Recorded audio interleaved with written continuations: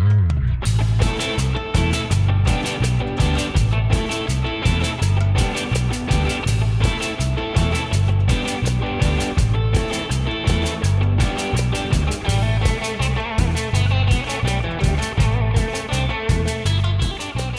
what's going on, Golferos? Welcome back to the Salud Golferos podcast.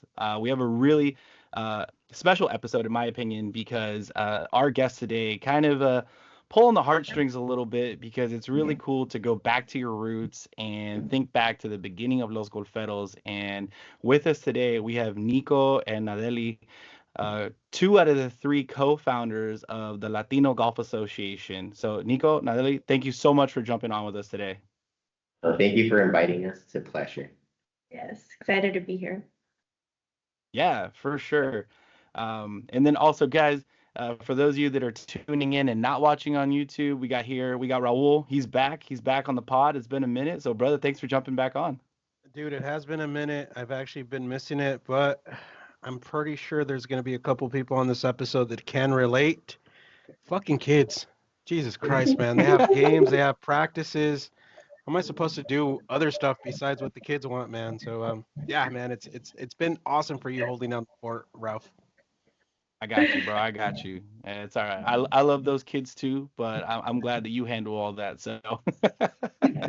Well, luckily, Ian's game got moved from Wednesday to Thursday, so I'll be at his game tomorrow. So we'll see how he does. Right on. Cool, man. Well, yeah, guys, like I said, it's a special episode because, when you guys came out here to California, and we'll dive a little bit into it in a bit, but when you started telling me a little bit about your story and kind of how you're building things, it just reminded me of when we began our social media journey and developing our brand. So just a lot of the questions you guys asked when you were out here, that made me think back a lot on our early stages of the brand. So I think this is really fun. And I messaged you guys after your trip that thank you so much for including us in that journey. So with that, I want to give you guys some shine and talk about the LGA and what you guys are doing. So if you guys could just give us a breakdown, what is the Latino Golf Association and where are you guys based out of? You want to Go ahead. So the Latino Golf Association, aka the LGA, we're based out of Omaha, Nebraska. It started kind of like us, just a few friends hanging out, playing golf. But now we're turning it into an entire movement, really. So here in the Midwest, there's a lot of Latinos, like a lot of Latinos in business. And that's kind of how we even got into golf to begin with. We went to a course, and we went to a course with some business partners. Well, I think we all kind of had like our own individual experience, but it was very similar in the sense that we didn't know what we were doing, and we realized that there was a lot of opportunity out there, like on the course, a lot of connections to be made, and we realized that there was conversations that a lot of the Latino entrepreneurs here weren't being a part of just because they had never been exposed to the sport. I grew up like super Mexican, like I didn't know anything about golf. Neither did you, neither did Francisco. Actually, Francisco went to a podcast one time. He got invited to a podcast that was taking place at a tournament. The podcast was going to be recorded in like a boat in the lake of this tournament. And when he showed up, if you look up Francisco, he's like he looks, he has a beard, like he pulled up with his vest and his boots. So he's very like Latino looking, but he pulled up to this event and they asked him if he was a staff member. Dang. And so for us, I was like, damn, like that's crazy. Like he was over here with the people that are throwing them and he's actually going to record a podcast with them, and to be told that he's a staff member was kind of like, that's crazy. And so kind of ever since, we've all kind of went through these experiences around the same time, and we already knew each other because we were working on another project together. And so we decided to start this group. We're going to bring together the other Latino professionals that we know to pretty much learn the sport And so we started doing that. And I mean, honestly, it's been a journey, and it turned into something a lot bigger than we realized. And so now, like, I think we can all say that with our mission with the Latino Golf Association would be that we want to inspire the Latino leaders in our community to we want to build a community that doesn't have the barriers to entry to the sport. And we want to provide access to the sport without, I mean, like, I think a lot of Latinos, the barrier is that it's an expensive sport, or we don't really know anything about it. So you can't really just go to the course and embarrass yourself, or, you know, there's golf etiquette that you got to know about. And so we're providing a space where we can bring together these people so they can learn the sport in a welcoming space that's fun, that's engaging. And so we can like learn together, but then also network and connect and, you know, like do business as well. Like it's not just, we're not just here like, you know, messing around. Like we're learning the sport, but we're also like helping each other out outside of the course as well. Would you like to add anything, Niko? I love that. Yeah, I mean, for sure. Just to give a little background story on the Francisco situation, it was at the Pinnacle Bank Championship, which is, and it's here for the Corn Ferry Tour, and it's the only major tournament that we have here in Nebraska. So they got invited by Heard at Media. They sponsored a hole, and they do a podcast in like a pontoon boat, or I don't know what it's called, Yeah, but it's one of those boats. It's a very cool podcast idea. Having it on the lake, and he got confused for being a staff worker. And I mean, everybody will kind of get a little bit upset about that. So that really motivated him. Like, hey, we're not just workers here. Like, we could also play golf. And like, I've also had a similar experience. I got invited by one of my mentors and also his colleagues or like business people that he hangs out with. And I couldn't hit it off the tee. I was embarrassed myself, quite honestly, but I'm a very confident person. I'm like, you know, like I'll laugh it out. Like we're taking shots. Like, fuck it, I did a bad shot. Doesn't really matter. But like deep down, like I'm very competitive, and yeah, it haunts me to this day. And I didn't want anybody else to feel in that situation. Like if I would have been any other type of way, that probably would have been my first and last time ever going to a golf course. But that was 2 years ago, and I bought clubs like 2 weeks or a week after going, and I'm like, I'm taking lessons. I took lessons for a whole year for that time that I will get invited back. Like, I'm not just there to participate. I'm gonna fuck these kids up, you know? Like, I'm gonna go in and win.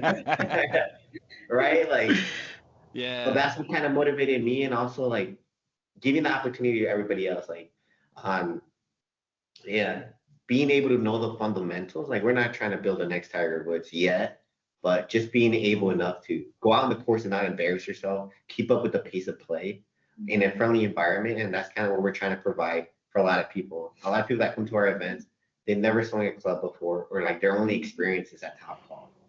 And so far, we had really good feedback from our community, and people enjoy it. Yeah, and I think it's a great environment to actually connect and build like a real relationship with somebody. Like, I think if you're out in the golf course with somebody that you eventually want to do business with, or a potential client or a potential mentor, or somebody that you just really, you know, like could, you know, get advice from, like you're going to be there for a good 3-4 hours. And so you're probably not going to be directly talking about business, but you're going to get to know them. You're going to actually get to know their character. And then you're going to get to know if you actually want to work with them, or if you guys, you know, you're going to realize, you're going to find out a lot about them in that time. And then if it's fun, you're going to want to keep doing it. And that's how relationships are created. Yeah, that's a big one. And I think we've talked about that before, huh, Raul, where it's like, you want to go into business with somebody or start a relationship, take them golfing. Brother, I mean, one of the biggest things, well, I have a couple questions for you all listening to the story. We could definitely get into that, but it's funny that you all mention the networking aspect of golf with your business or your professional life. So if you guys don't mind me asking, what is that professional life for you? How did you, what industry are you in that kind of brought you into golf, and now you're trying to connect this across the Latino community? Yeah, well, we started a CSEP with a network together. So we started that back in 2 years ago. So I had fairly moved into Omaha. I was very new, and I wanted to get connected with everybody in the professional world. And I met Nadeli at a networking event, and also Francisco at a networking event. And we came together and we did Si Se Puede Network, where we partnered up with a local magazine here in Omaha, which is a bilingual magazine called Vida Social Magazine. And we would just highlight 6 individual business owners, Latino business owners, and kind of tell their story and kind of tell them their Si Se Puede, like Si Se Puede hacer algo, like we could create something. And we were interviewed like anybody from somebody selling peluches in the corner of a grocery store with their minivan, as well as bigger, more established businesses. And it's kind of like Si Se Puede is a big statement in our community, like Si Se Puede. So we created that. We were interviewed a lot of businesses. I mean, 6 a month for over a year. We got to meet all these other people. We got very well connected. We're part of some nonprofit boards. So that whole networking aspect has really helped us develop in our professional world as well as our personal life. And we wanted to give that opportunity to other people. So we kind of have a marketing agency. She has her own marketing agency with that. And like Si Se Puede Network kind of naturally evolved into like event media coverage.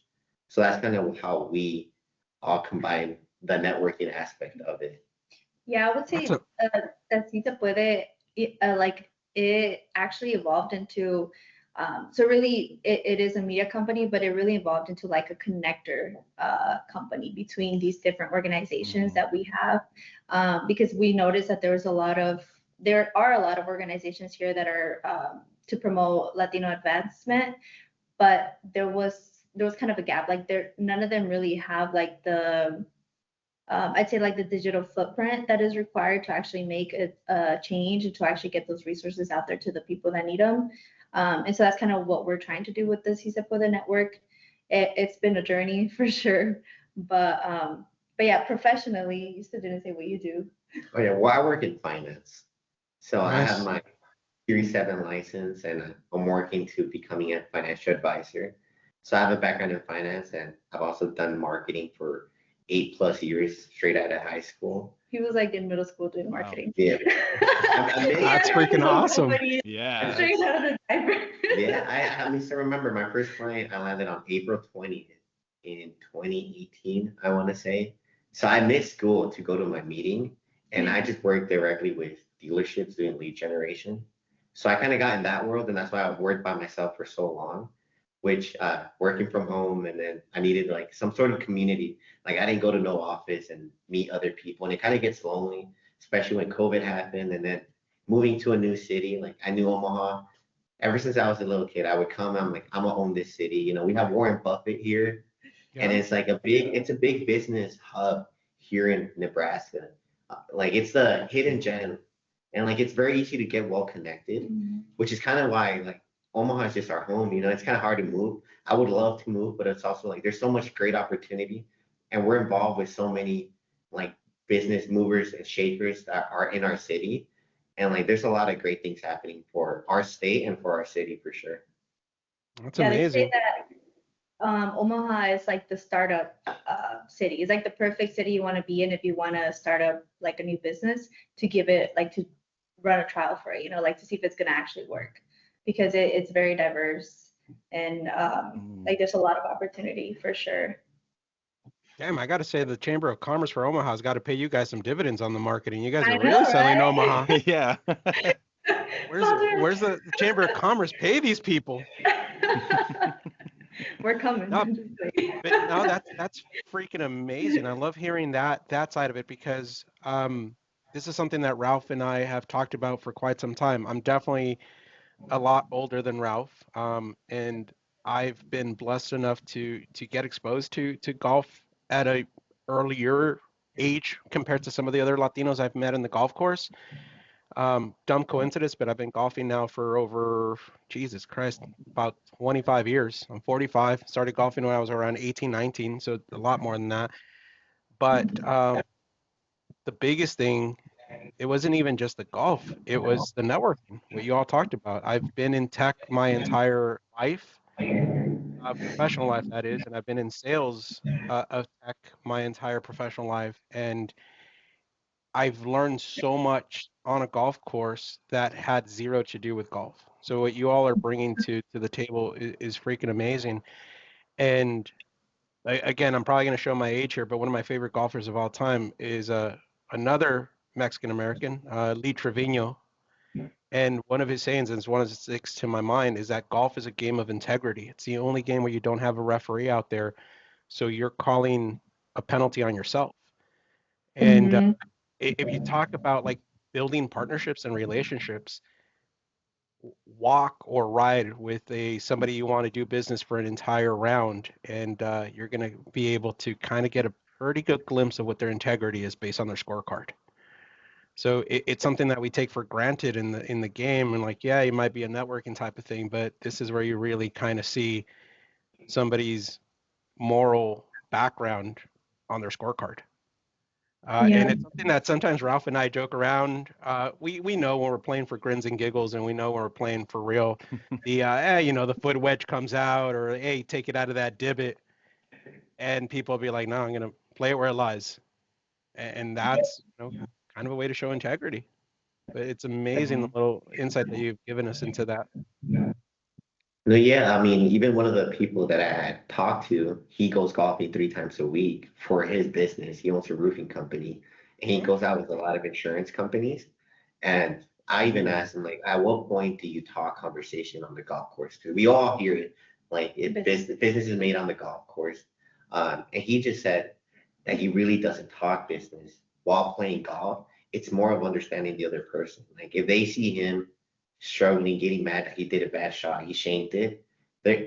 How he handles pressure too, in the sense of the insurance company or any bigger company that's going to contract him, they kind of see, okay, he's under pressure right now. Like, is he like cussing? Is he having a bad time? Like, how is he going to act whenever I call him? Like, hey, this customer said you fucked up their roof. Is he going to start complaining and he's going to start making excuses, or is he going to go through? And he says like it's a great understanding on the person's character and how they struggle with pressure. And he also said, Yeah. and that way they can see that under pressure, I'm still kicking their ass, doing good shots.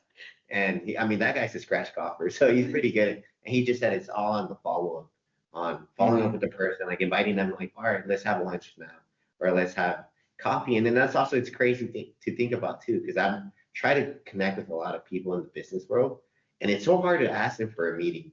But the moment you say, "Hey, let's go golf at noon," they're like, "Yeah, They're I'm down. down. I'm down for 18 holes." I'm like, "What?" Yeah. I asked for a meeting, but you don't want to meet, but you're down for 4 hours and a half of golf. So it's also easier to get connected with people that way. Yeah, the Yeah, I think things I golf think bring to the table. yeah, definitely. I think with that, it's you take a lot of the pressure off.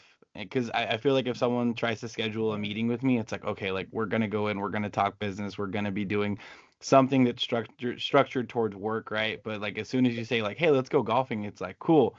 It's like let's just go hang out, maybe have a few beers, hit some balls, and then yeah, as far as like the actual business conversation, like Raul, you can correct me on your experiences, but I feel like if anything, business maybe talk like on the 16th hole.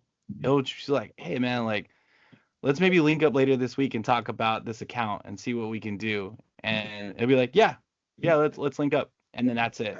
But like you said, is you start to build that rapport to where now it's like, oh yeah, I love hanging out with Nico. Nico, let's go grab some coffee and then we could talk business. What do you think, Yeah. Raul? No, I don't disagree with you. And honestly, look, like I said, and one of the reasons why I feel it's a great measuring stick for integrity by that time, by the last couple of holes, the last quarter of your round, you as a future partner of this deal, you kind of decided, is this the type of business I want to be working with for, or am I indifferent to it? Definitely to what you mentioned, Nico, with the example you gave us of the roofing and the insurance. And look, a lot of times, a lot of business gets done in the 19th hole, to be quite honest with you all. But that's because Mm-hmm. you already have a little bit of a temperature reading of what you're getting yourself into. Like I said, usually I would say probably around 14. That's where you kind of really start like, all right, let's get a little bit deeper into that. By 16, you probably made a educated guess, let's be honest. But what happens in the 19th hole a lot of times is that's a business conversation, depending on what time of the day it is as well and the type of event. But many of deals have been done in the 19th hole. So nothing wrong with that. Yeah, for sure. Even if they haven't been spoken, the decision has definitely been made. Yeah. I would say. Oh yeah. Yeah, Awesome. definitely. No, that's really great, guys, and I love that you guys have taken it from that side and evolved it. And now that you have LGA, like what's your guys' plan, or what are some of the things that you guys have done to start encouraging that networking within the Latino community? Yeah, so I mean, one of the biggest things that we started off kind of too, when we first started too, it was we called it like LGA night. So kind of we booked a couple days. So it's a lot easier to when it's networking to do it inside than to do it outside. Especially we started it when it was during the winter Yeah, it was as cold. well. So we can't necessarily go Mm, out on the range or go on the golf course, and we really like the opportunity that an indoor golf simulator gives us. Like it's a little bit more personal, and you kind of play a lot faster, right? You're not gonna you're not gonna yeah. chunk it. You're not gonna lose the ball. So it's in a very more friendlier environment, especially for somebody that's it's their first time golfing or swinging a club. So we do LGA nights. We're actually doing one. Not sure when the episode is going to be released, but we're having one on May 16th. We do one every quarter, and it's kind of announcing our first Hmm. open our season. So we just finished season one. We're about to do season two of the LGA. So we have the LGA nights, which we book out at Net Par, which is an indoor golf sim franchise here in Omaha, and they have 8 bays and they have a bar right in the middle.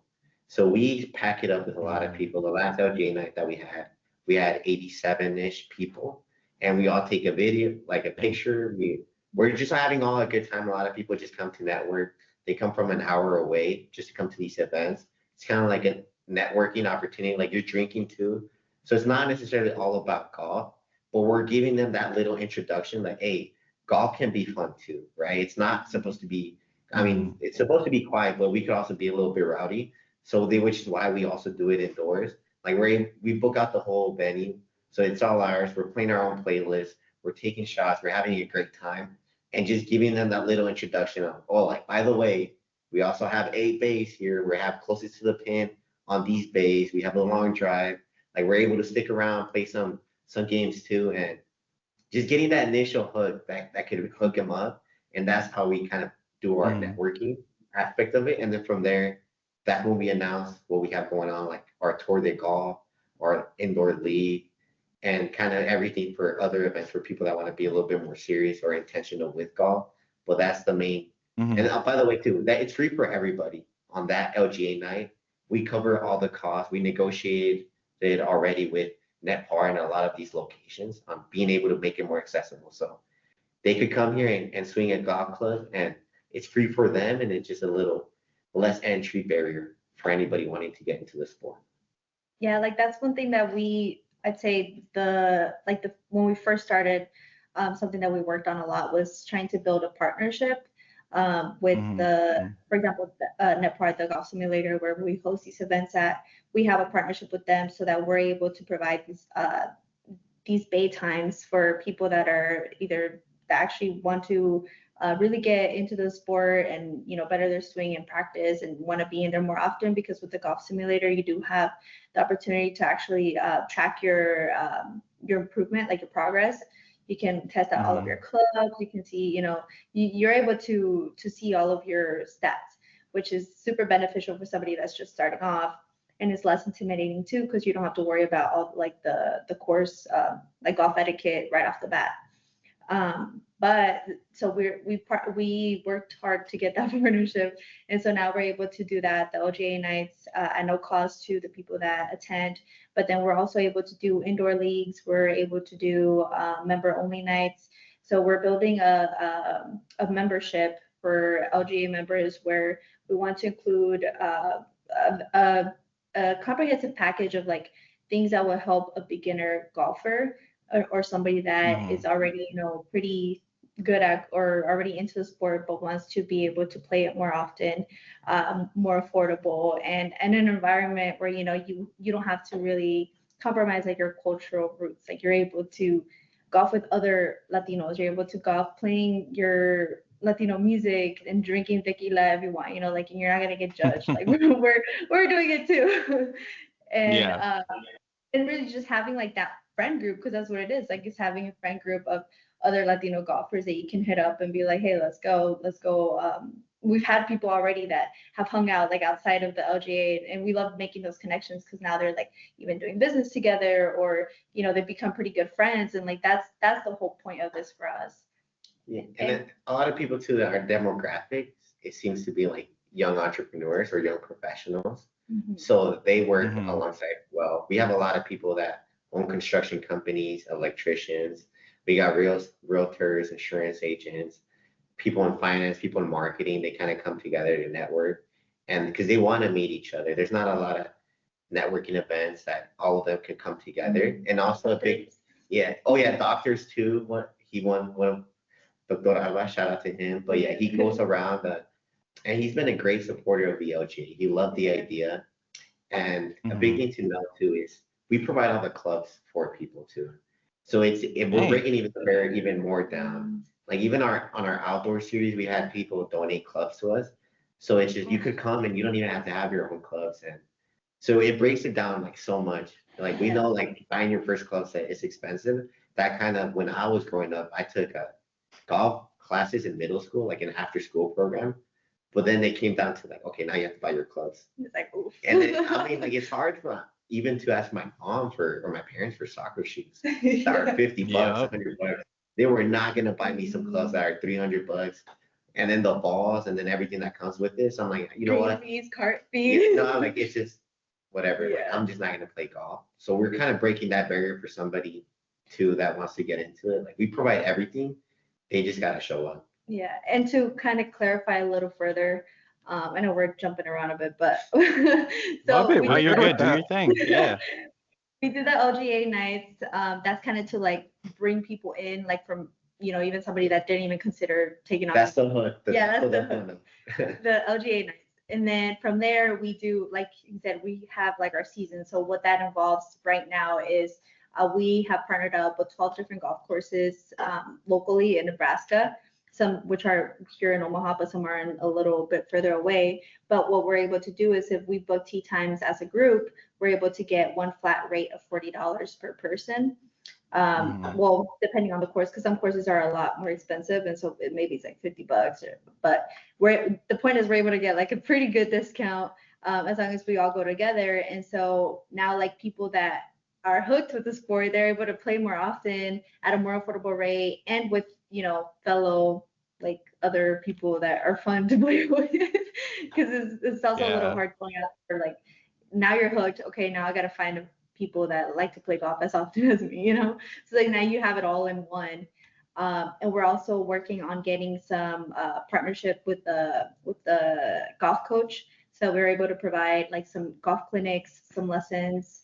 And like I said, we're building our membership right now. What we're doing for LGA members is we're just able to get them a bit more of a discount on certain things, but we're working on it too, so that it's a very valuable, wholesome membership to where it also involves like X amount of lessons, and it involves maybe like discounted rates on certain things. Because I would say what our strength is the partnerships that we have and the connections that we have within the community.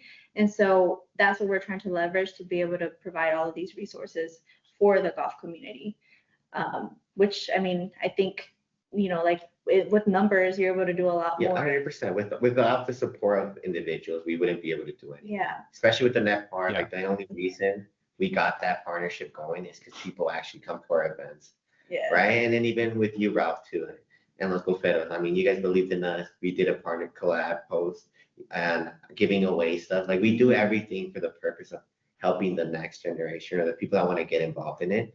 And without the Mhm. support of the community, we wouldn't be able to leverage this stuff. I love negotiating. So even with the golf courses, I'm like, hey, like we're bringing in new people, new faces to your golf course that otherwise wouldn't have gone. And, they see value in it, thankfully. And then they agree to a partnership. So this is our first year doing that full. We call it the Tour de Golf. And it's with 12, it's 20 golf courses in total, but 12 of them are here locally in our city. And we're doing it by 3 seasons. Mhm. So we had a great success. And I mean, without the community, we really can't expand it and grow. Yeah, it's been fun. It's also been cool seeing like some of the people that have been with us from the get-go since before we even knew what we were doing, and then now they're really into golf. So we have some of them that they had never even played, but they wanted to play for a while, but they didn't have the environment or anything. And there's this member that we love him. He's always been a huge supporter, and he was like the type of person that like wouldn't he would refuse to wear like a golf polo or like golf pants. He would wear boots all the time. And now he went shopping. Yeah, he would show up with boots. Yeah. And he's very tall. His name is Isaac. He's like 6'3". Hey, shout out Isaac, yeah.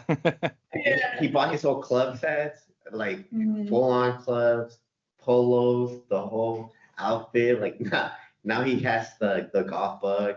He likes to golf every weekend. He'd be pulling up looking fly with the whole new like brand new golf polo, brand new golf pants, golf shoes. I'm like, damn, you went shopping. Nada más le faltan los Oakley. Yeah. Hey, there we go. Yeah, you need to like use him as the poster child for all the golf brands. Be like, hey, look what happened. Look what we could bring. Look how much money we just brought to the industry. Like, you should come sponsor some stuff. Yeah, that's what we'd be saying. And Udi just bought his golf set. Shout out to Udi. Yeah, and I think too, like a lot of the reason too they see value in it is we're working. I mean, already like the target market for golfers, which is why like ads on YouTube videos is a lot higher, is because people that tend to go golf is because they have more extra money income. I always see that joke that on the average new hobby is $250 a year, and I'm like, oh my god, I already wasted more than $250 on just one club. So it's definitely a different demographic that go golf. It's a more higher earners, which is kind of also why we've been able to get good partnerships. But we also want to tailor to the people that maybe aren't earning the big bucks yet, and just breaking that barrier on the cost associated with having to go golf. And like if somebody goes to our events, we're able to set, like I said, these tee times for $40.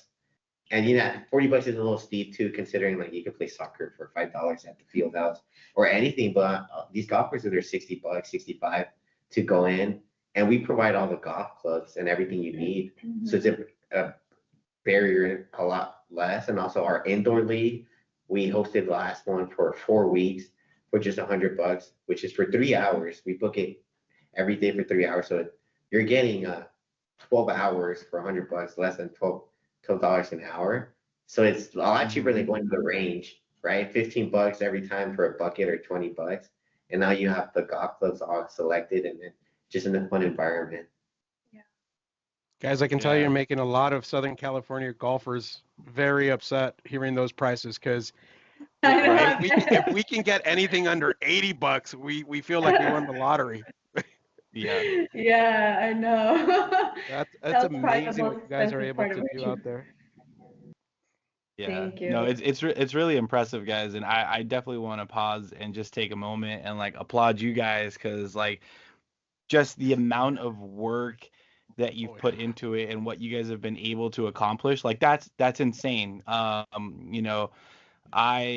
have run events for us and coordinated things, and we've been doing this for 6 years now, and I think you guys blow me out of the water as far as like what you guys have been able to accomplish. So like I just applaud you guys and congratulations, because that's really cool. I love that you were hitting on barriers of entry. Like that's very self-aware to say, okay, clubs, that can't be a reason you don't show up, because we got you. Balls, we got them. The sim lounge, we got them. Mexicanos, Latinos, we love to drink. The bar's right there. Everything's here. Just show up. Yeah. So that's really impressive. Yeah. So with go ahead. I was gonna ask. So with your group, so it's 3 of you guys, and these ideas are very impressive, and like the way that you approached it, like how does that work as far as developing these ideas? Like, Raul leans on me for, the social media. I lean on him for some of the, the finance and the business side of things. Like, what's kind of your guys's, I guess, roles that you would have within the LGA? Yeah, I mean, I would say, so I think we balance ourselves very well. I'm definitely more of the finance person on it. and I like the operations aspect on, okay, we're running it as a business. Like, how does it make money? Because it also has to be self-sustainable too. I mean, we've invested a tremendous amount of money on it. We're definitely not in the green. And even worse, like, we're not even doing it for the money. We're just doing it for the connections that we're building and making it fair entry. So I'm more of the operations and the idea person aspect of it, I'd say. And then Deli, she's more of the creative side. So she runs most of our social media, creating the flyers, and like kind of keeping me in check too. Like I have a lot of ideas, and she's the organizer, she's the note taker. I keep them both in check. Let's be honest. Yeah, and then I always tell. So I have my own business. I obviously know how to run a business, but when it comes to the LGA, Francisco and Nico are like, I would call them. They're the masterminds behind it. You know, they're the ones that are. I tell them like, you guys make the decisions. I obviously want an input, but I just want to be told like what you need, and I can make it happen. You know, like because I can't be everything. I can't be creative and like strategize at the same time. So it's like I would say definitely they are the ones that are kind of calling the shots as far as like, okay, what's the next plan? But then I kind of help them like, okay, how are we going to get there? Like, what are the steps that need to be taken? What do we need to create? What do we need to, like, what's a marketing plan for that? You know, all of that. And then, yeah, Nico definitely is the finance guy. I don't like to. Yeah, I don't like to worry about money. sets the tea times and kind of build that relationship too with all these different golf courses. Mm-hmm. And Francisco, he's kind of more of our PR guy per se. He has more of a, like, he loves connecting with other organizations and building those bigger bigger partnerships for sure. So that's his side of things. He'll be like the face of it. I'm more of the logistics aspect, and she's more of the marketing person. So like all together, we work very well. And I mean, it helps too that we're all friends. So yeah, yeah, that's awesome. I definitely got that vibe from Francisco. Like, you all definitely show like eagerness and willingness to learn. But just in conversations with him, like I could see it in his eyes. Like he just wanted to ask like all these questions and get all these answers, which I love. It was great. He really made me think. I had to remind him that we had to keep walking. Yeah, that was right. Yeah, we got caught up on the golf course, Raul. We like stopped on a hole, and she was like, "Come on, let's go, keep moving." Good, you're keeping pace of play, Nadeli. Yep. No, Nico is definitely the one. I'm very self-aware on like when there's a group behind us. I hate like that aspect of it, you know, like feeling like we're feeling brushed.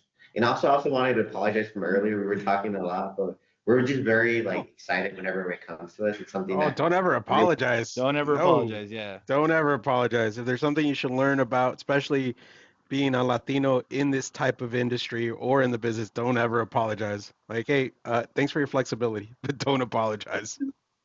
Yeah.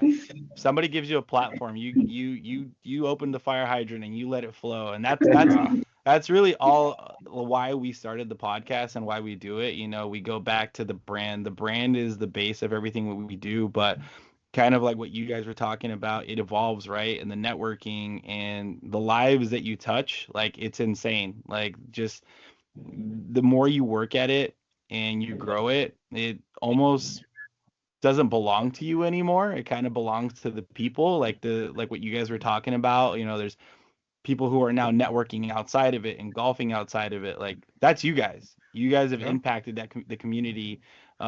So no, never apologize for talking about who you are and what you stand for, because more people need to hear about it. Yeah, couldn't agree with that more. And then that's, look, honestly, outside of the Latino Golf Association, this is kind of a message that this is my battle cry. This is a hill I'm going to die on. I know sometimes Ralph has to check my ass on it, but one of the biggest things is what we do as a Latino community, as Mexican Americans, as Chicanos, whatever you want to call it. But too long we've been waiting to take our turns to talk, and we feel sometimes we're talking out of place. We need to erase that mindset, or it's like, dude, we're not here to apologize. If we feel that we got on our soapbox, thank you so much for listening to us. I'm going to talk and say some more stuff, but we shouldn't be apologetic for having a voice. And especially in a platform for Latinos by Latinos, guys, knock yourself out. And we have to have episode 2. We're perfectly fine with that. We've done it before. We'll run it. We're not going to stop doing it. But this is a platform for amazing projects like what you all are doing out there in Omaha. And look, you guys hit a lot of great points that, let's face it, for previous generations we saw as an obstacle, and we weren't really looking to break through that obstacle. And I think more and more younger generations like you all are helping us understand that we need to remove the barrier. So there was a barrier there, either knock it down, go around it, go over it, go under it, but we're not going to let barriers stop us. And what you all are preaching to your local community and reaching out to these golf courses, because let's be honest, you guys are in Omaha. I don't think you could get wider if we tried in the golf course. Like, hey, there's some ground people that want to play on your courses, that want to give you money. Let's let them in. And I do want to give some props to Niko for that, because he was the one that he's the one that approached all the golf courses himself and kind of pitched them that idea. We've actually been buttering them up for a while. So we've been trying to, well, like, you know, we're big on like the whole marketing aspect of things. We're using what we know and what we can do well to build these partnerships. And so that's kind of how it all started is, you know, like a lot of golf courses here, they don't really have any kind of, like, they don't even have good, really like photos or anything like that, which is surprising because there are some really nice courses out here. And so like that's something of value that we know we can provide to anybody that we partner up with is good content, high quality content.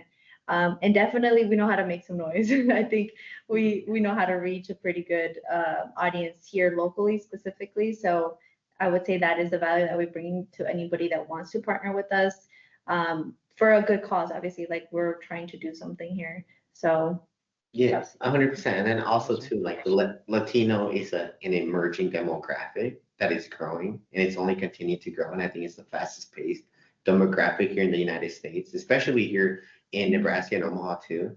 And I feel like a lot of these companies and also golf courses, they need to see the value in that and need to start investing within that community since it's such an emerging. And I think we're really in like the forefront of that for golf here in Nebraska. So I think a lot of companies too, they're going to be seeing like, hey, like it's a growing population. We got to start investing in them. And we've been seeing that since we're a part with working with a lot of different nonprofits. They get a lot of funding from bigger organizations that see value in it. So I'm like, hey, why not invest in golf? There's nothing golf related here. Like there was a Cinco de Mayo tournament too, but it's not even ran by Hispanics. Or there's even also a Hispanic tournament that all these sponsors are non-Hispanic people that play in it, right? Just Hispanic players, right? So it's kind of like we want to be that. Like we're not just workers. We're here too to play, and we can be pretty good at it too. So we're trying to break barriers in that sense. And you know, my goal is to win a tournament this year. Is it gonna happen? I don't know. But you know, we want to give the hope to other people and see like, hey, there's also Latinos out here. I know it's so different when I went to California. I saw so many like Latinos on the golf course, and over here they're mostly like older white individuals that play. I mean, Nebraska, I feel like it's a lot of older people too, like the age range, and especially people that golf, it's more white and they're a lot older. So we also have to be conscious about being like, we cannot have like too loud of speakers so we do have to act a little different. And it was very different going to California and then being in Nebraska for sure. And it kind of opened our eyes to how things can be and and like there's a lot more progression within Latinos in golf out there in California that there isn't here in Nebraska for sure. Yeah.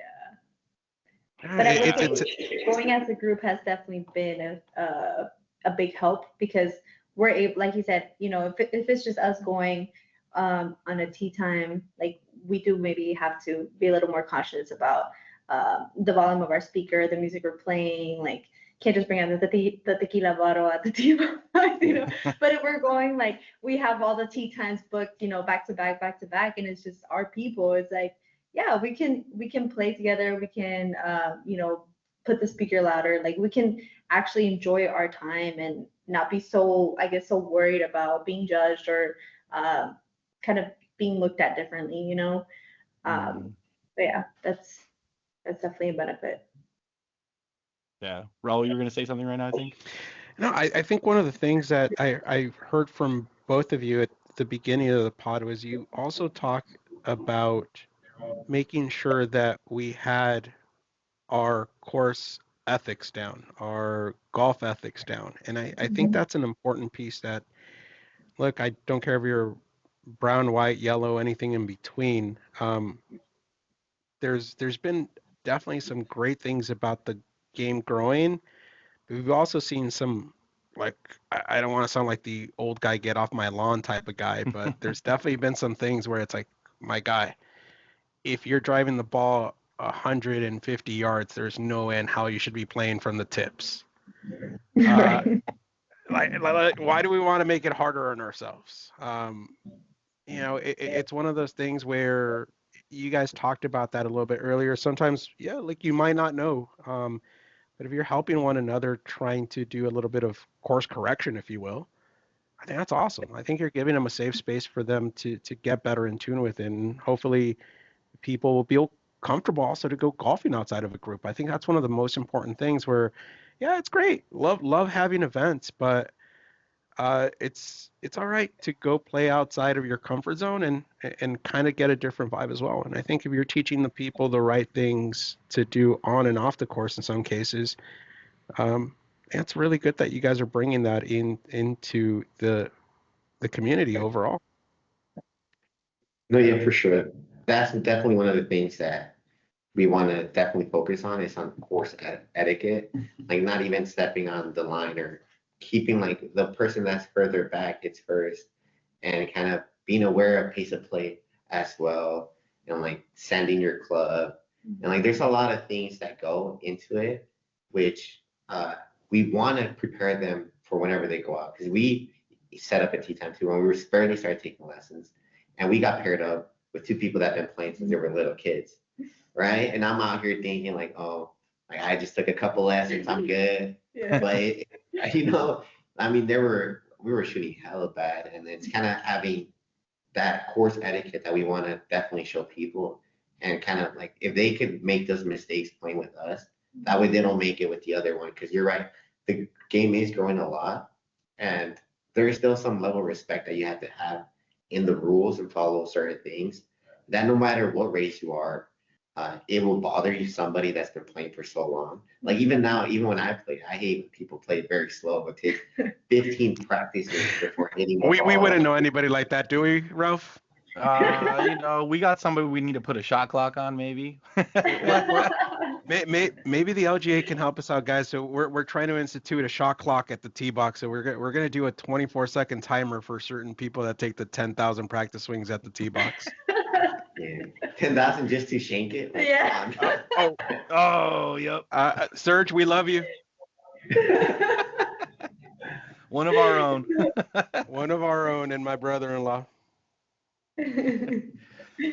Yeah. No, yeah, and I think it is also it's a lot more it's easier when it comes to golf etiquette, when you're at the course with, you know, us, and we're telling you like that's not how you do it, or you know, you shouldn't do that, or maybe do it this way, blah blah. Like it's a lot easier coming from us than if someone were to go to the course and then like they get looked at the wrong way and now they're never gonna go back. So now they already have a bad taste in their mouth for the sport, and they don't even want to put themselves in that situation again. and that's why we also do a lot of events indoor. Although indoor it never compares to outdoor, Yeah. but kind of indoor gives you that confidence boost on when you're hitting a shot, and like now you know, okay, how many strokes am I really getting it into the green? That so they start progressing a little bit better. It's definitely not the same, but at least you're being consistent in the same environment, and now you can focus on your swing. And now we're like, oh, I'm at a different plane. Like there's a lot of different variables. I mean, golf is very hard, but I think indoors just helps somebody that's starting off get a proper feel on like how far their own club should go. Mhm. I think that's a bigger thing too. Like it's not only knowing golf etiquette, but also not taking 20 shots to get into the green. That people have to keep in mind. And I think for us as organizers, it also helps us kind of realize like who's actually trying really hard to learn the sport. and who's just kind of there to have fun, and who like we should partner them up with it if we do go out to the course, so that we're doing a scramble. Like we obviously aren't going to put three completely new beginners that just aren't even taking it seriously together because that's not going to work out. So it's like we have noticed that the indoor events have helped us a lot when it comes to logistics and planning. I love to hear how you've taken advantage of, again, how the game is modernized, because too many times in the past where I've seen new golfers, people that are really hyped to try to get introduced to the game, and sometimes I feel it's like, all right, you as somebody that knows the game, why would I want to take a brand new golfer out to a 18-hole full-size course, championship course? I mean, you're tossing somebody into the deep end and hope for the best. And if you're not playing best ball or something like that, we're doing them a disfavor. Nobody's gonna like that. How you've embraced technology by using somebody like your partner at NetPar, if I believe it was correctly, the partner you work with, and using that to your advantage, that's a great move. And I love that you all are embracing some of this stuff to make people fall in love with the game at their own pace. You're not just tossing them out like, hey, all right, go to the range and then go practice on the short game and then go to a par 3 and then go to an executive and then go to an 18. Like, hey, look, get a little bit of feel for the game indoors and some safety, to be honest. So really smart move to start using and embracing what modern technology has brought to the game. No, yeah, and then I mean, because we could take him just to the range, but I feel like a lot of people just want to hit their driver, right? Exactly. And they're not focusing on their irons, their wedges, and so at least in this format, it's also fun too. Like we kind of compete within each other. Like we have the whole building to ourselves. It's 8 different bays, so we kind of compete with each other, and it's in a scramble format. So even if you're not a good player, like maybe that you might lose your ball every once in a while, but at least like it's a funner kind of environment. Like you're just hitting it and you're working as a team, you're collaborating. And then we're taking shots, we play a lot for shots, like whoever loses pays for shots type of thing. Oh, I know. So it's definitely bringing them more into that, like kind of getting them hooked up and like the camaraderie that it comes with playing together. And then hopefully that translates to like, hey, by the way, we also do these events that we do on Saturdays. So that's when we book our tee times. We book them out on Saturdays, on Saturdays in the weekend. And usually those are for the people that take it a little bit more serious and that are definitely not necessarily beginners. Like they've already played indoors with us and now they want to progress on how it feels to go outside. And it's kind of like a step up process that we kind of do. Because yeah, like if you take a beginner out to 18 holes, they're going to lose a whole bunch of balls. They're not going to have a great time. And You're not gonna have a great time. Yeah, nobody around them is gonna have a great time. And also looking for balls, that's one of my pet peeves too. When you're out here looking 2 minutes for your ball, it's only $1. I hate that. Too. Oh, Ralph, all right. So next time the LGA is out here in Southern California, I want you guys to play a round of golf with my brother-in-law Sergio. You guys are gonna love him. I'm sure Niko. Yeah, Niko, He's gonna listen to this. He's like, forget you guys. In his defense, he's the one that turns a nitro golf ball into 10 Pro V1s. So that's his magic. He'll go hunting. He'll go hunting in the brush to go come out with all sorts of golf balls. Oh my gosh. Yeah, it's all right. We steal them from him. We're like, you don't need to play a Pro V1. It's okay. You don't need that. But yeah, on the topic of coming back out here, you guys are doing a lot of great things in Omaha. You guys have really expanded your community. And it sounds like you guys have a lot of great ideas that, come from your own minds or from mentors that you work with out there in Omaha. But what was it about coming out to California? Because you guys did a whole California trip, and we'll dive into that here in a little bit. But like, what was kind of the thought process there? What made you guys think like we need to go out there and meet some of the people there? I mean, it happened with the Raza Golf Tournament. So we had seen it on, especially when we were creating the whole LGA, we had to look at what other people are doing, kind of, how they say, don't reinvent the wheel, just kind of take a little bit, things from here and there. And we saw their tournament, and it looked like a great time. And that was one thing we definitely wanted to do, was a tournament of some sort. And we've gone to a couple nonprofit tournaments, but not a tournament like Lassa Golf. So it was like, okay, we want to, one, experience it for ourselves. And second, we kind of want to see the logistics on exactly how it's ran. Like, we try to do research online, but there was nothing that really tells you, okay, this is how we do it from 8 in the morning till midnight. Hispanic tournament. Yeah, so we kind of wanted to see the vibe around it and see how we could implement something like that. So that was our big motivator to even going to California, which honestly too, it was kind of scary because we had planned the whole road trip and we had already hit up you guys, Los Golferos, and other golf groups. And we hadn't had yet hit up Plaza Golf that we were gonna go. No, we did. Oh, really? We had talked to them, but we hadn't like confirmed anything. It wasn't like a done deal. Like, yeah, we're going. It was just kind of like, oh, we want to go. Kind of thing. Yeah. But we were kind of jumping the gun. But hey, they say you just gotta manifest things. Yeah, and honestly, everybody was so like nice. Everybody was so welcoming. Like everybody was open to setting up tea times. Like, even looking at you guys, I feel like, oh my God, I don't even know if they're gonna respond to our DM or even see it. And like, everybody was just so open. Like, yeah, let's set up a tea time, and we felt very welcome with everybody on board. And yeah, everybody was such a great time. But we primarily went for the Rasa Golf, and we kind of surrounded our whole trip around that. We definitely wanted to make the best out of it. But I do want to say thank you to David, who's the one that I was talking to. He was super down to help us, or to just like pretty much offer any help when it came to like the LGA wanting to be part of the Rasa Golf tournament and wanting to be there and get the experience. And I just think everybody that we met Ruben, we met his wife, everybody that was there, they were super, super welcoming. And honestly, it felt like home, like showing up, it felt like we've known these people forever. So it was really nice. Ruben's good at doing that. Yeah. And that's definitely like, I would say if we took anything away from that is exactly what we want people to feel when they join any of our events. Is we want to be able to provide that welcoming environment, no matter what we do. We want them to feel that same energy that we felt when we went to the Jessica Golf tournament. And then there's also so many amazing golf groups and individuals that we're already making the trip there. Yeah. Let's make the best advantage that we have already been there, and let's set up tea times with everybody. Because like I said, it's a lot easier to set up a tea time than ask like, hey, do you want to go lunch or meet up? So which we did, and we packed up our whole road trip. Every day we golfed.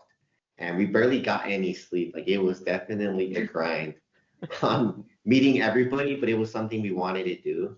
And we were willing to sacrifice sleep in order to meet great individuals. I mean, we wouldn't be in the Salud Golferos podcast if we wouldn't have gone to meet you. And it's just expanding our knowledge and just open our mind to a whole nother community that there is in California and Western United States. Yeah, we'll say it definitely opened up our eyes to, like, we kind of, like, obviously we have the vision of what we want to do, but seeing it firsthand, like, already happening over there in California, like, it kind of like reassured us that we're in the right direction, and like, we can do this. It was really motivating. I would say we all came back really motivated, ready to hustle if we could have. So what was the biggest take back that you all took from exploring California and the tournament events and all that good stuff that you learned from all these other people?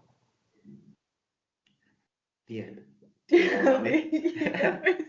Okay, only because you don't know what to say. No,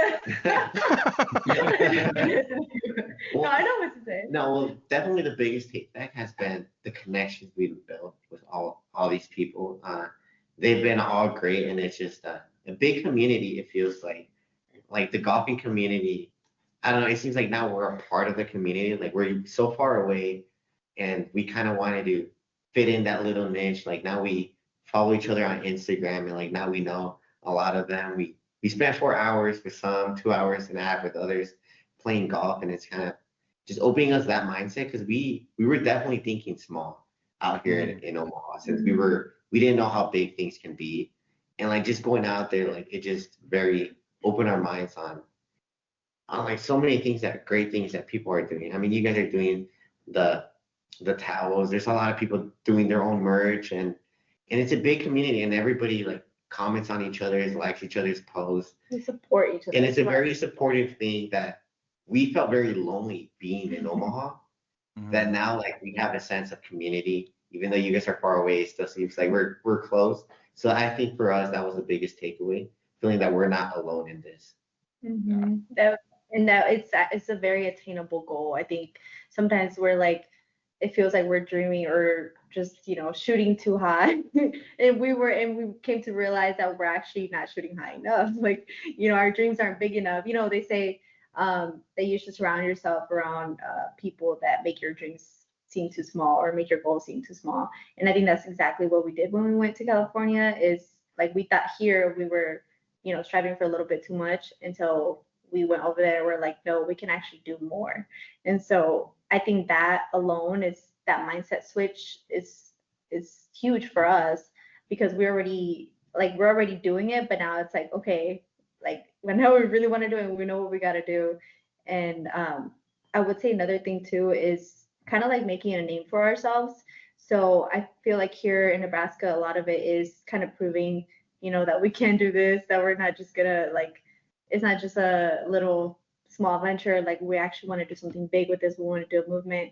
And so I think that trip kind of pushed us out there as well. And I think, I don't know, I feel like it really helped us show like our community, like, hey, like we're doing this, like we're going all the way out here to be able to bring this here. So it's almost like having them believe in us a little more too. And then even for us too, it's like we're deep in the game now. Like there's no going back. We're too deep to fail. Yeah. Good. You're committed. There's no going back. You can't turn it around now. Yeah, definitely not. That's amazing to hear. Ralph, you know what I'm going to say, dude? My infamous line, should I drop it on this episode? Drop it. Biggest issue that we've had in the community in the past, a Mexican's biggest enemy is another Mexican. And this is why we need to change that shit. I know I say that. That's why Ralph doesn't like inviting me on the pod. I know. I say this in every single fucking episode. And I love that you were embraced by the guys at Raza. Like I said, Ruben has been awesome with any type of events that we've gone to. When the first time we released La Cheve, I know we were talking about La Cheve before the episode started. He was there. He was boogieing out in the patio at Blue Fire Brewing. Yeah, he's thrown some great events. He's been very supportive of all the guys out there at Raza, all the other folks that you got a chance to meet. If I remember correctly, you guys got to meet Jesse over at Stogies and Bogies. Yeah. He's been very supportive. We've supported his brand as well.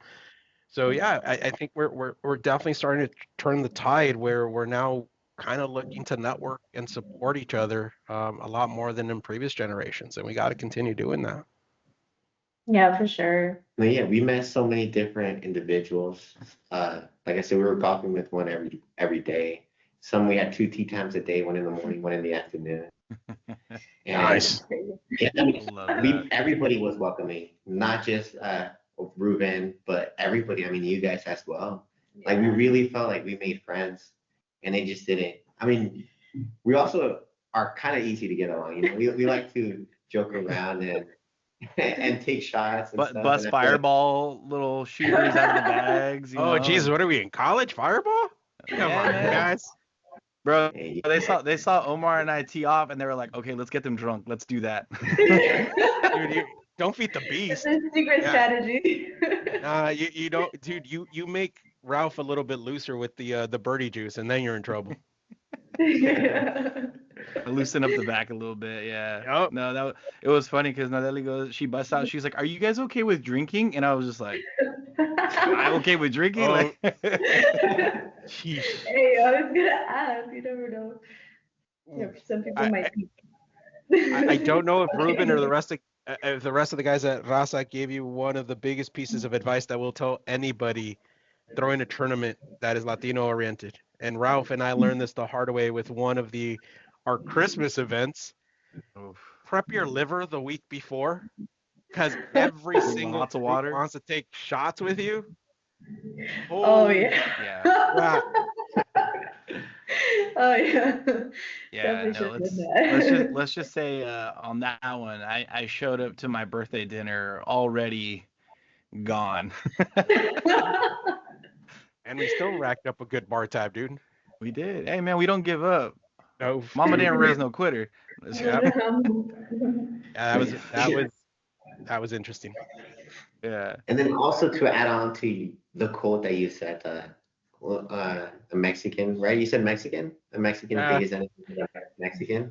Hmm. Kind of a big takeaway that we took. It's also one of the quotes that I love to say all the time. But you know how they always say it's not what you know, but who you know. oh But yeah. it's also not who you know, but it's who knows you. Mhm. Hmm. That's the biggest thing because I know a lot of people, but do they know me? So that's Mm. kind of what we really when we went to California, it's kind of like putting our name out there too. Like now they kind of know who we are, and now we have a better connection. So Like, that was it. yeah, we're definitely. I mean, think about it. Would you guys have even considered doing a podcast with us if we didn't go in person, right? You'd Like be it's surprised. You'd be Yeah, surprised. we're pretty We, open. we're We're pretty definitely sure. open because of the mentality that we bring. No, honestly, look, Hmm. we've gotten a we're big believers in paying it back. And one of our Hmm. good friends, and insert advertisement here, the Shindig, which will be happening May 31st. May 31st. Yeah. May 31st, the Bell Golf Course in Burbank. One of our good friends, Save Par Podcasts. Save Par Podcasts, hit them up. Derek and Dom.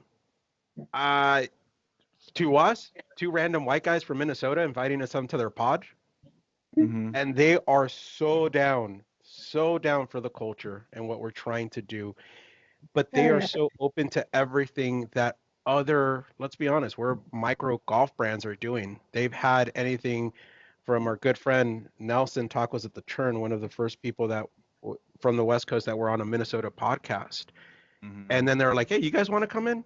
So we've learned a lot. Look, we've learned a lot from other people as well, and that's one of the things we learned from Dom over at Safe Par. Like, have that open mindset. Like, look, you maybe haven't heard of this brand, bring them on. Let's talk about it. How'd you guys get started? Be curious about it because, to your point, maybe other podcasts, maybe other brands out there, or maybe other influencers out there want to see what you bring to the table versus we're like, dude, let's give you a shot to sit at the table first of all.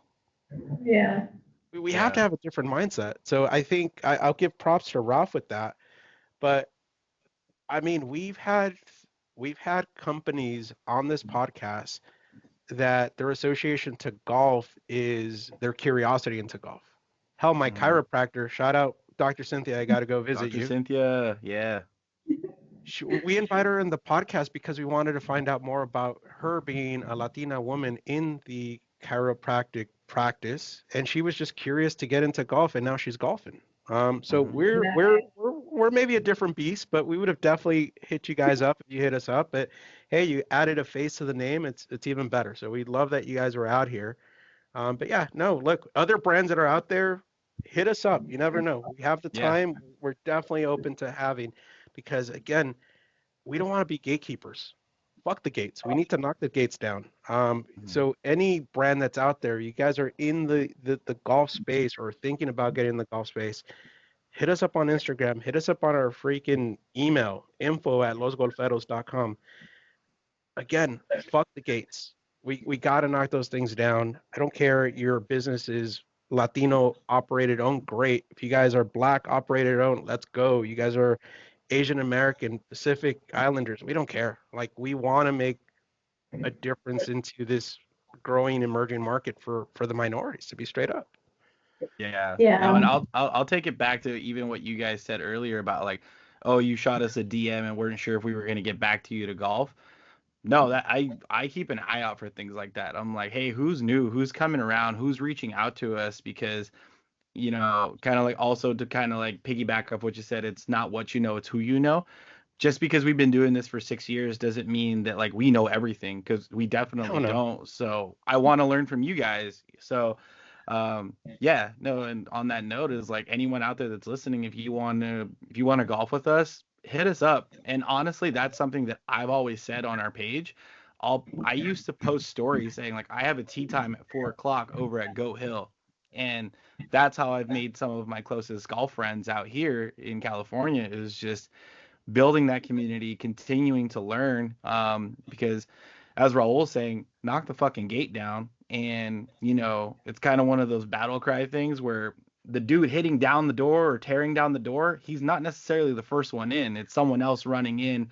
And you get to follow that person. So if we're able to knock down a barrier and follow you guys down some other venture, we're more than happy to be part of that journey, because we can't be everywhere, and all at once, right? So continue to build that community and continue to really just learn from one another. I think that's a huge thing. Yeah. I mean, what you guys are doing out there, and just some of the partnerships that you talked about, indoor simulators. I mean, like, look, that really called me out, because we're starting to see this growing trend of the golf simulator industry growing, but how you are all taking advantage of that to bring new golfers into the mix. I think that's a genius move. You're giving them a little bit of a comfort zone. You're helping an upgrowing business at net par, and you're bringing the community tighter together. You're building your name. I think that's an awesome freaking idea and an awesome concept that you're putting together. Ralph is working on an event, which we'll shout out. Ralph, if you want to talk about this CTP, don't want to get too off track, but Oh you're yeah. doing Shout that out as to well. CTP competition down at Good Company in Old Town San Diego. If you're available, May 24th, in support of leukemia awareness for our friend Omar and his little cousin Michael. So um, yeah, taking advantage of those spaces, guys, because you know Raul's a big tech guy, and if you couldn't tell from just what he likes to highlight on things, that's how are you going to appeal to different people, right? I like what Nico said earlier, is that you're competitive and you took one bad experience and you're like, I'm gonna get better and I'm gonna go take lessons and do that. Not everyone thinks like that. You and I think like that because I'm the same way. It's like I get addicted where I will like I don't want to be bad at something. I want to beat you at this. You have a Raul who's super into tech. You put something new in the tech space in front of him, he goes down the rabbit hole. And I'm saying down the rabbit hole. He will research who developed the microchips, what kind of lenses they're using. So any way that you can get somebody into the sport, you got to find those different like little niches that they're gonna catch on to and want to be a part of. No, 100%. Even when we went golfing in Utah with Shades of Brown and Para Amigos, one of the questions they had, I mean, we didn't expect anybody to ask us anything about how we do things, but they were very curious too on how we run the whole indoor side of things because they kind of wanted to implement something of that sort or even start their own business and see how we got that partnership going. So that was pretty cool to see too. Since we have already partnered up with different golf courses and also made a whole partnership with an indoor sim, a lot of people were curious on how we managed to do that. And that feels like also good, like just asking on how we were able to do it. And we also, yeah, we want to help out too, if anybody like is curious on how the process was and or how we structured it. I mean, we didn't sign a non-disclosure agreement, but if we did, I mean, we couldn't share it, or I'll share it with a couple if you buy me a bottle. But Hey. but yeah, they were a little curious on that, so we kind of give them a little insights on how we did that. And I mean, we're all about helping the community, and I feel like everybody that we met on this trip is so open to like collabing together, helping each other out. And I feel like as a community, we're only gonna grow if we all work together. Yeah. Like unidos somos más fuertes than by themselves. So there's some saying that goes along the lines of that, but I really believe it. Like we shouldn't be seeing ourselves as competition, but just growing the game and growing our community together is the only way we'll succeed going forward. Yeah. The total addressable market is too big for us to be worrying about, like, oh, you know what, I don't want somebody to come and take my business. The Latino community, and look, you guys just gave a great example beforehand. I think one of your members, was it Isaac that you mentioned, fully Yeah. decked out in new golf gear? Yeah. Look, if there's one thing that I've learned in my time in the community is that never ever underestimate the buying power of Latino. If they really want it, they're gonna buy it. Oh They yeah. don't We like they, to they don't care splurge. if prob ah, They might not, buy as many 12 packs this weekend or something, but they really want it, they're gonna buy it. No Well, answer. just an example, the way we were able to get this partnership with NetPars, it's a really cool place, honestly. Like if you were to go in there, you're like, wow, I can't believe I've never been in here, because it's a super cool concept and it's a great location, great space. And it's actually in like a district in our downtown area. It's like it's called the Capital District, and right there there's like a bunch of different bars. So it's a great location, but they were having trouble getting like foot traffic. They were having trouble getting people in there. Like with the people that have been there obviously like it, they'll return, but they were just having trouble getting people in there. And so we're like, oh, we can do that, And so that's kind of how that sparked the whole partnership. Is like, we can help you bring in people that you weren't even reaching before. Like the Latino market's huge, and now like the people that we have brought in through our events, like they'll go in there and book bays like on a random Tuesday, on a Wednesday, like on their own time. So like they have returning loyal customers that they didn't even know they could have. 100%, and they're also purchasing alcohol from there. Right. So it is a bar, right? Like we love to drink, and not saying that other demographics don't love to drink, but a lot of times the people that go to these indoor simulators, they're more like focused on perfecting their game or certain things. So they're not necessarily drinking as much. So most of their revenue was from booking the base, the hours they charge. But for us, it's the other way around. They make more money with the alcohol sales, which is how we were able to negotiate a better deal. And kind of, because they were trying to, without spilling too much online, but they were trying to charge us on it, But we're like, hey, if anything, you should be paying us. We're promoters for you guys more than anything. We're bringing in a lot of people that have buying power, that love to drink. We could take a lot of shots and not just to have a great time. So they saw the value in it. They believed in us. Shout out to them for sure. We owe them a lot, and they took a leap of faith. Yeah. They had not done any sort of partnership like that before, them with us, and so far it's worked out great for both sides. So, I mean, that's kind of a little bit how we did the partnership with them. Yeah, I was gonna say, how quickly did they ask for you guys back once they saw how much they made that night? They're like, yeah, keep bringing them back. Yeah, because I know too, like they were a little hesitant at first. Like there was a lot of negotiation going back and forth. And like I said, I'm a finance person, so I wrote down exactly like spreadsheet numbers on like, if we bring in X amount of people, this is how much the average spend is. Like we could bring them this many times a year, blah blah blah blah, right? And I'm very technical, and they kind of were like a little hesitant. So we're like, hey, you know what? We'll throw an event tomorrow. Literally, we did it within a 24-hour period, and we're like, hey, that's impressive. Just give us 3 bays, and just to test it out, and they kind of to see. I mean, it's kind of a leverage on our part too. So within 24 hours, like I said, we're very well connected. We started blasting it on social media. People were resharing it, and I think we had like 40-ish people, 30-ish show out the first time within 24 hours. And like it was such a great event. It was like their best hitting night that they've had. Like their bartenders were like off the gate. They love us. Yeah, they loved us because I mean we're bringing in a lot of revenue to that place that typically you wouldn't think like, hey, we're gonna pregame it at an indoor golf sim. So like they had a great turnout, and then after that we were able to secure and finalize our deal, which then we had our next LGA night, which had 87-ish people show out. So it was a great event. And like now we're having another one, and we're booking out the whole venue, and we're expecting a lot more, closer to 100 plus people show out. So it's working out great for them and for us too. And for us. Like we've had great feedback too from the people that have attended, that they actually really like the place, and like it's a great spot, honestly. Like, and on like us too, we started going there just us to practice, and we really liked it. But then everybody started seeing like the potential with the spot, and it's nice too because it's in a good area. So like on a Friday night, you go get your like network for a little bit, hang out, pregame there, and then you can go out. Like you're literally right there. Like you're in a district of a bunch of different bars. It's in the Capital District. Just to give you a rundown, it's like a square, and it's 2 floors, and there's bars all the way around. All the way around, and that place is in that little courtyard. So it's a perfect pregame. We have it from 8 at night till midnight. That's when we do our LGA nights, and then we go out and drink afterwards. So it's the pregame spot, dude. Síguenle.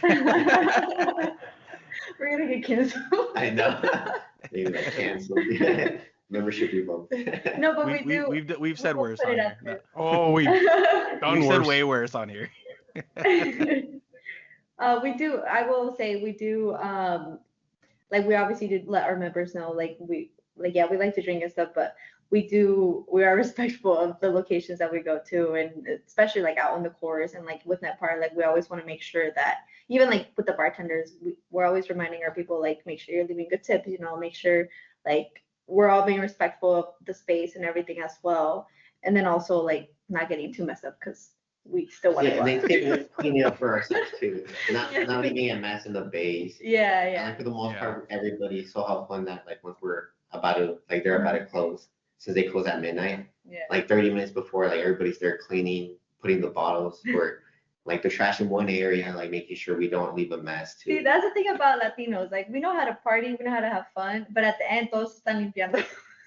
Oh God, yeah. Like we're all cleaning it up. You know what's funny is we just had a birthday party in our family. So if it wasn't made obvious before, Raul and I are cousins through marriage. So every family event we're together. We just had a Pretty much. birthday party, and we both got a little lit. And That was an underscore. Understatement of the year, yeah. But it's funny, before se me fue, I was cleaning. That's the last memory I have. I was just like picking things up, and I was like, yeah, where do I put these bags? That's how we do it. That's how we do, yeah. Yeah. Heck yeah. Yeah. But guys, this has been a really, really fun podcast. I have two more kind of quick fire questions that I want to ask, but I want to open it to Raul. Was there anything you wanted to ask from Nadeli and Niko? So you've been talking about these events for some of, and hopefully we're going to get a lot more people that are going to be interested in the LGA and everything you all are doing out in the Omaha area. What's the next event that you guys are going to be hosting, whether at NetPar or anywhere else that somebody in Omaha, hopefully listening to this pod, is going to be interested in wanting to attend? 100%. Our next event will be the LGA night on May 16th from 8 to midnight at the NetPar location downtown. We're going to have the entire venue to ourselves. We're going to have music. We're going to have drinks. Obviously, there's going to be a bar. We'll have games at all of the bays. So we'll have closest to the pin, longest drive. There'll be raffles. There'll be a little competition, maybe some side bets. It's a great place to go network, to go get introduced to the sport, or to just go find out what the LGA is about and to learn about what we are planning next.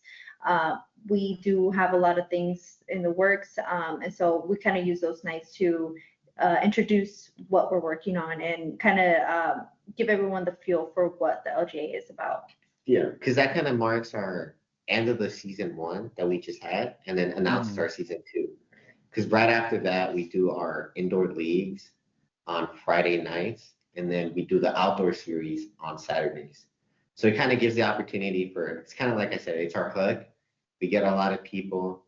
It's a fun time, but then also for the people that are serious, that want to golf, like we have other events after that. And that's kind of our initial like launching of these events that we have going on. So we use it kind of purposefully in that sense on like marking the end of the season. And like I said, the LGA nights, which is free for everybody, we only have those once a quarter. So it's also kind of those things like, we don't have them too often, so people they want to go to it, and they're not going to just skip it, which we see with other events that go on, like maybe monthly events or every other month. They say like, maybe not go this month. So we kind of do it purposefully like that as well.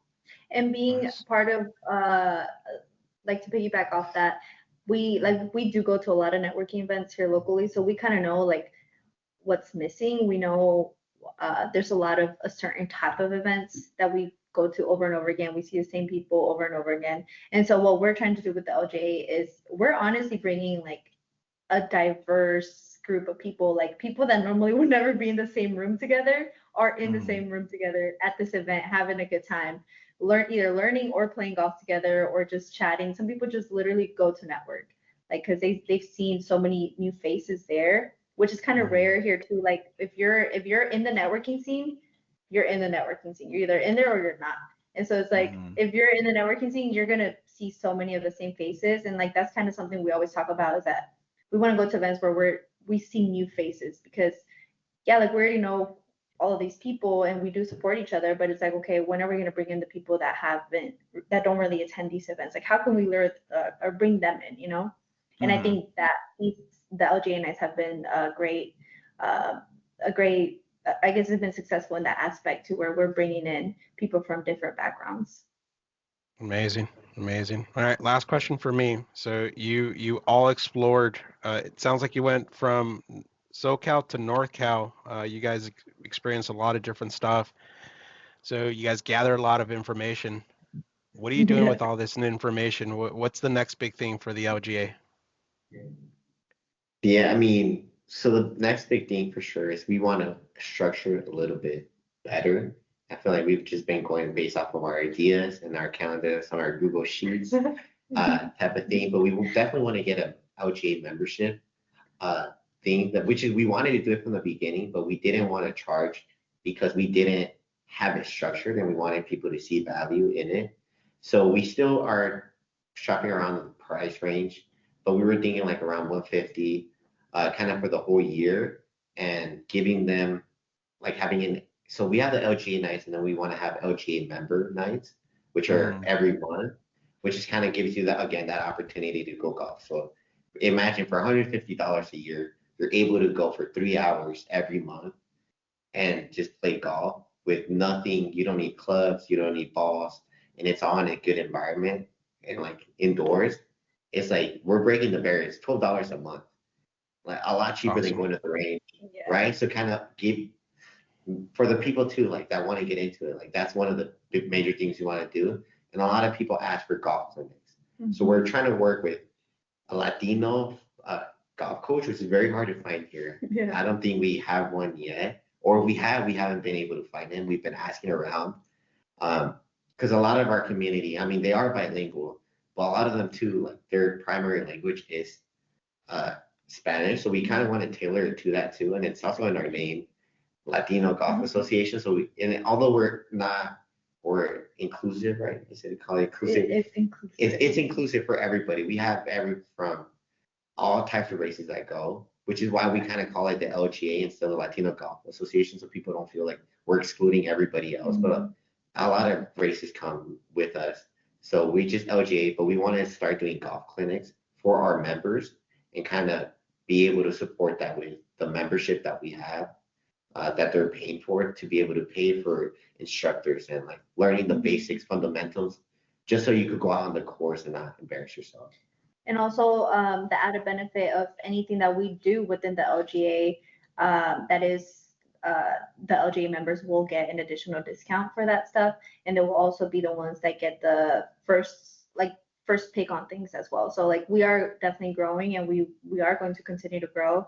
So I will say that like right now the membership we're kind of still brainstorming like exactly how to structure it, but what we want is definitely to build something that will bring in value to the person that purchases it, but then also give them that room to grow with us, you know, because we're going to be like we're just getting started. And so if you hop on the wagon right now, like we're coming up together. And then a big thing too that we want to do focus on is supporting the Latino community. So even when we have giveaways that we do at our tournaments, we try to buy stuff from Latino-owned businesses to give away. So we had one of our food vendors that we had that sponsored the thing. She does meal preps. It's called Viva Fit Kitchen, and they do healthy meal preps. And we ended up buying 2 of them for a week for somebody that won the raffle. Another lady, girl, she just opened her auto repair shop. The first one Latino first woman owned Latino. That's sick. Auto repair shop. It's awesome. We did a whole 5-point inspection. We did that, and like we try to support a lot of Latino businesses. So that's kind of that's what a big takeaway we took from our trip is we met a lot of these brands, right? Like we don't want to just go to Walmart or any golf shop and buy a golf towel from there, some gloves, because we do see a lot of people don't have their own gloves as well when they attend our events. So we went out there, connected with them. So now we'll be able to give away golf towels, golf gloves. Like there's a lot of merch from people that we met, yeah, and tees. So now we're able to support within our community and buy from them to give away. So that's one of the big takeaways that we took, because we didn't just want to buy online. We wanted to meet the person and like build a relationship. So yeah, be expecting from us out here in Omaha, Nebraska. A lot of people are gonna have your set out with towels for sure. Start getting free deliveries out here. Hey man, look, it wouldn't be the first one. I'll tell you guys that much to Omaha. This is where I give props to Ralph. We've hit, what is it? We have like 38 states we've sent our towels to, somewhere around there. We're in the high 30s. Yeah, we We've have gone Kansas as far as covered, Australia. Michigan. Yeah. So yeah, somebody goes and travels and they find it, or they find us on Instagram. So we're getting out there. So, but always stoked to get more out in Omaha or in the state of Nebraska. So always down for that. That's awesome. Yeah, well, we'll be definitely supporting you guys out here as much as we can. And I mean, if there's anything that we can help you guys with, definitely let us know. Or if you have an idea, like we're always open for ideas. Trust me, we're open to even the crazy ideas. Well, look, you guys talking about your golf club. I'll give you guys this as a freebie. You guys don't have to worry about the NDA or anything like that. I love where your concept is going at. And I think, please correct me if I'm wrong, you've also talked about some people that started, are a little bit more invested into the game of golf. Maybe they're a little bit more, intermediate, maybe not necessarily advanced. But something you guys might want to check out, maybe create a tiering to your club, and one that includes a GIN number. Because I can't speak to Nebraska, I don't know how that works, but out here in California, you have the California Golf Association, and you can register your club. And if you register your club, then you are able to supply your GIN number. And the GIN number is your golfing handicap and information network. And that could be an added value to your club that you're doing. So if somebody's not ready to create their GIN number, great, you can have one tier. But for some of those that the bug already bit them, and they want to start really tracking their progress, and they want to see what their true handicap number is, they track it through their number. That could be a value add that you can create for your club. So have a different tier pricing. And somebody that's a little bit more intermediate to advanced, they want to progress, give them a GIN number. And then that way you guys can't speak to Nebraska, but in California, they would register you as a California golf club. Mm-hmm. Well, that's actually what we wanted to do with. Yeah, that was the first initial thought with our tour de golf with all these 19 different golf courses. So I think you needed to play 3 rounds of full 18, 54 holes. So which is why we did it in 3 seasons. It was going to be 4 golf courses at a time, 4, 4, 4. And we were going to call it the handicap series. But what we saw too was a lot of them aren't good enough to play their own ball yet, or would have fun to do it. So which is why we kind of tailored it and switched it off. But eventually that was the whole idea with it. And we do want people to get their GIN number and start getting a handicap, because we would like to also do like a league based off your handicap or some sort to everybody in an even playing field. But a lot of people out here making it a series where, hey, come get your GIN number, your handicap with us. Like, there you go. Already setting it up. The tee times, and just do it for fun. And it is recorded. We take photos. We have a photographer and videographer that come out with us. So it's also fun to get pictures with your friends. And see your own progress. Like that is something we also want to implement into our membership, is members having their own profile within our website where we're able to just upload the videos that we took of their swing, throughout whatever it was, the event, or if it was an outdoor course that we played, whatever it was, we always take videos. And that's the biggest thing that has helped us in general, is to see our swing. And we're like, oh, why do we keep doing that? And figuring out how we can fix it. And so being able to send that to somebody that's starting, and then them seeing their own progress, I think that's super valuable. And so it's little things like that we want to incorporate. And also, I think what makes it super unique and really like beautiful at the same time is that we're kind of all like learning the game together. Like we started this organization, but we're not you saw we're not that great. So it's like You we're guys are kind all of right. All growing. right. You're learning. You're good. We're growing as golfers together, and I think that's the important part too. Next time though, when our rematch, it's gonna be a whole different ballgame. So you better start Oh, practicing. careful with that one, Nico. Don't unleash the beast. I'm ready. Oh gosh, yeah. No, Nah, but that's a lot of great idea, guys. And I know you guys have already talked to Ruben, but continue to hit him up because that's how Raza started, is more geared toward the league and the tournaments. I know he still does all that, but obviously he's evolved and he's doing, bigger things now. But definitely hit him up on that. And Los Compas, shout out to the homie Rudy and his wife Rudy. Patty. They run an amazing league up in the LA area. So as far as like the package and like what you can offer and tier systems, I would highly recommend Rudy. Offline, we can talk and I can connect you with him. He's been on the pod.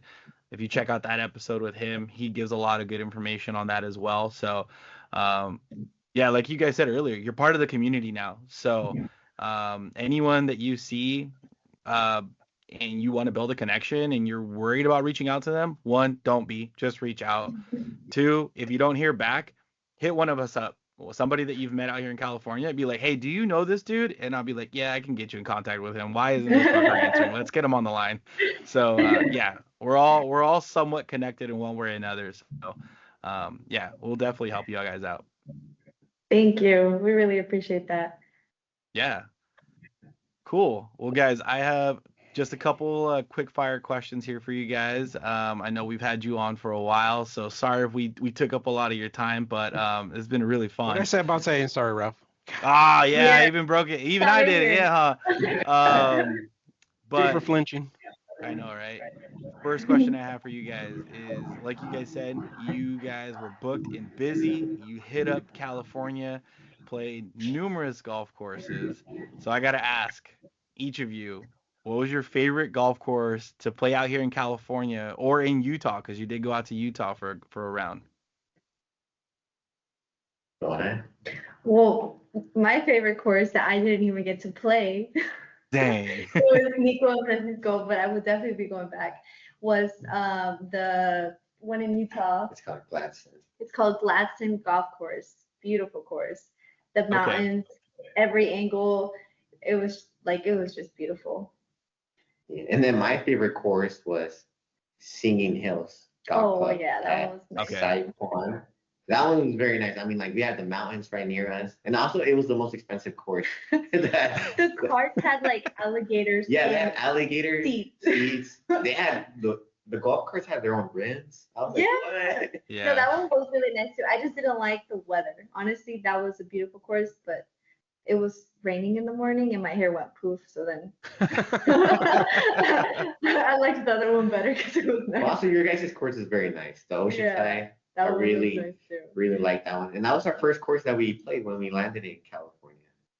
Oh yeah, it's been getting into good shape, so don't worry, you didn't have to throw Oceanside out there, but I know she's a nice gem, and it was really cool because Raul, we got it to ourselves. By the time they got out there was like one other golfer. It was just us. Nice. Yeah. that was nice.